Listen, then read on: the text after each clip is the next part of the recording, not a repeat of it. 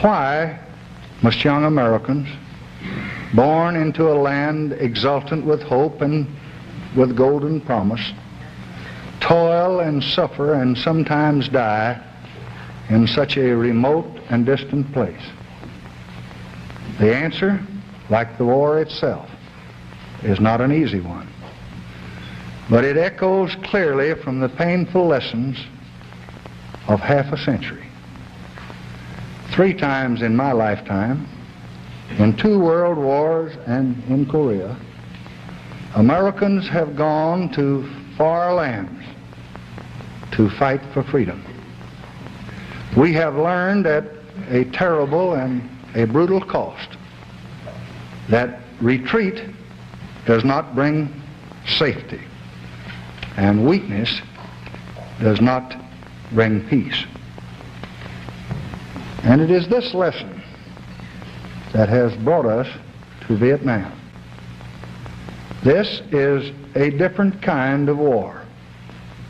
There are no marching armies or solemn declarations. Some citizens of South Vietnam, at times with understandable grievances, have joined in the attack on their own government. But we must not let this mask the central fact that this is really war. It is guided by North Vietnam and it is spurred by Communist China. Its goal is to conquer the South, to defeat American power, and to extend the Asiatic dominion of communism. And there are great stakes in the balance. Most of the non-communist nations of Asia cannot by themselves and alone resist the growing might and the grasping ambition of Asian communism. First, we intend to convince the communists that we cannot be defeated by force of arms or by superior power. They are not easily convinced.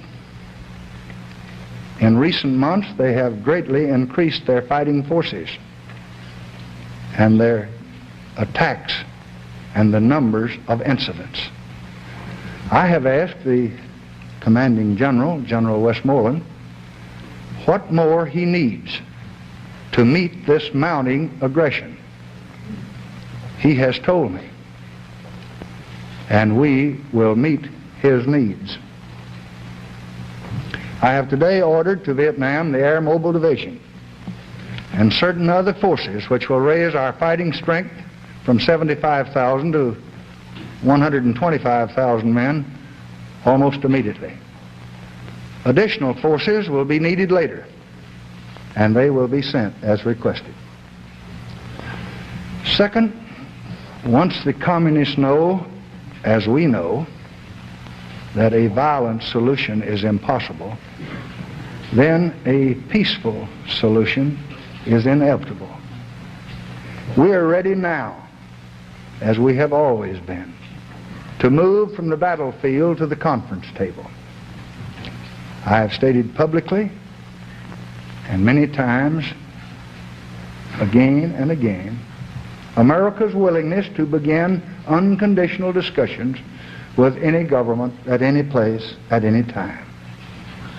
15 efforts have been made to start these discussions with the help of 40 nations throughout the world. But there has been no answer.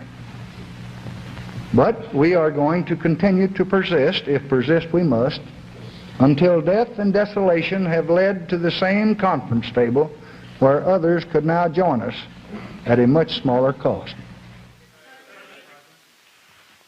Mr. President, is your aim in Vietnam to win the war or to seek a compromise negotiated solution? I think that our aims in Vietnam have been very clear from the beginning. They're consistent with the Seto Treaty, with the Atlantic Charter, with the many statements that we have made to the Congress in connection with the Tonkin Gulf, the Secretary of State has made dozens and dozens of times, and I made it enough that I thought even all the preachers in the country had heard about it. That is, namely, to protect the security of the United States. And we think the security of the United States is definitely tied in with the security of Southeast Asia. And second, to resist aggression. And when we are party to a treaty that says we'll do it, then we carry it out. Now, I think that if you saw a little child in this room that was trying to waddle across the floor and some big bully came along and grabbed it by the hair and started stomping it, I think you'd do something about it. Now, we're doing that. And we're doing it against whoever combines out there to promote aggression. We're going to do whatever we think is necessary to protect the security of South Vietnam and let those people determine for themselves what kind of a government they have. And we think they're moving along very quickly in that direction to developing a democratic procedure. Second, we're going to do whatever it is necessary to do to see that the aggressor does not succeed. And those are our purposes, those are our goals.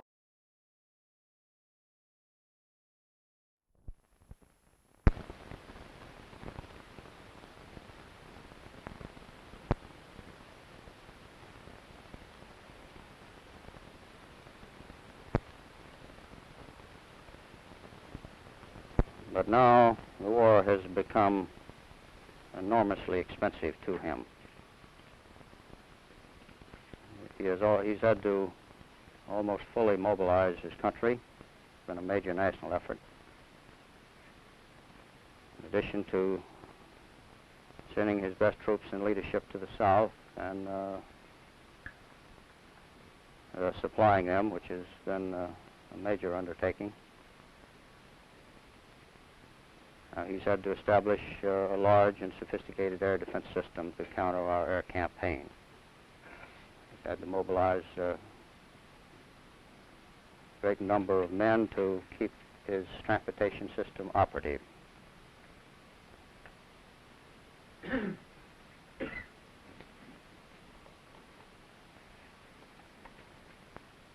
Despite the fact that we've had pressure on the enemy for slightly over 1 year,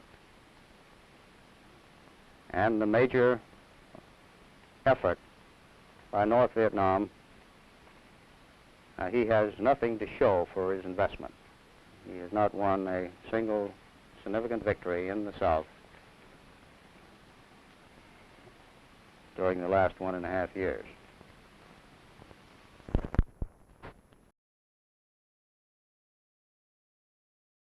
Back to what we were talking about the press. What do you think? What did you think the impact of the press was? Well, I think two things. Number one, this was the first war, and people don't understand this to this day, the first war in which the press acted without censorship. And I think that was good. The second point is that many people today, and I've heard it expressed within the last week or so, believe that, well, it was the press that lost the war. That they just kept their mouths shut. The people wouldn't have turned away from it, and we'd have had the American people behind it, and we could have won. That is totally wrong. We were fighting, and we didn't realize it, a civil war. Now, true, there were obviously there was Soviet and Chinese influence and support, and no question the communists were trying to control South Vietnam, but it was basically a civil war. And one of the things we should learn is you can't fight and win a civil war with outside troops, and particularly not when the political structure in a country is dissolved. So it wasn't the press that was the problem. It was the problem was that we were in the wrong place with the wrong tactics. There's several reasons why I've chosen to speak out on Vietnam now. The most compelling one, I state in the preface, and I'll read it for you. We of the Kennedy and Johnson administrations, who participated in the decisions on Vietnam, acted according to what we thought were the principles and the traditions of this nation. We made our decisions in the light of those values. Yet we were wrong. I believe we were terribly wrong. And I believe, therefore, We owe it to future generations to explain why. In July of 1965, my rifle company went to Vietnam with 6 officers and 200 Marines. 8 months later, on March 4th, 1966, my company was reduced to 1 officer and 50 Marines, and on that day alone, in Operation Utah, 20 of my Marines died and 40 of us were wounded. If I could but one more time have my first sergeant fall in Fox Company, 2nd Battalion, 7th Marines, to explain to them your book, I would say to them, your Secretary of Defense has written a book that has taken away every geopolitical rationale for the war and any contribution you may have made to win the Cold War. And with that very heavy heart, I would tell my Marines, based on your book, that they have fought and died in vain.